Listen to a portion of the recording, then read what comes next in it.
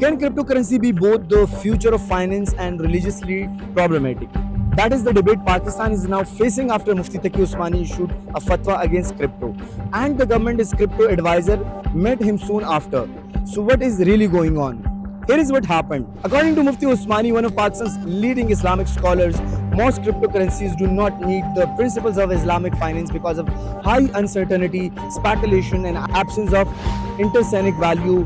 He urged Muslims to avoid investing under the current system. Soon after, Bilal bin Saqib, Pakistan's Minister of State, Crypto and Blockchain, held what he described as constructive meeting with Mufti Taqi Usmani. How Pakistan could build a Sharia comply, not digital asset framework, rather than promoting unregulated cryptocurrency trading. The debate is bigger than one fatwa. Experts say Islamic scholars around the world hold different views.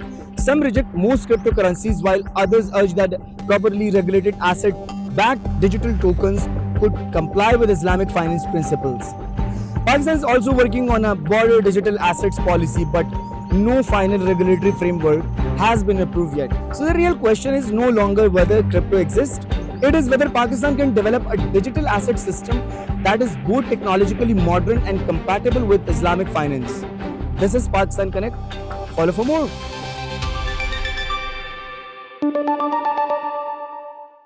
A tragedy in Bangladesh as the relentless monsoon rains have appeared to wreak havoc in the entire country. Devastating infrastructure, displaced lives, 51 deaths, millions living under the governmental shelters. This had been the life in Bangladesh lately, as these relentless monsoon rains have appeared to create as much devastation as it was possible. The main reasons of these monsoon rain at the first place was the vulnerable climate change and then a depression over Bay of Bengal, where the national forecast of Bangladesh had already predicted these monsoon rains, and over the period of 1 week, it had intensified to a point where the water could potentially get to the knee level. Due to these unprecedented flash floods, the worst hit areas mainly included the Cox's Bazar, Kamila, Feni, and places like Bandarban.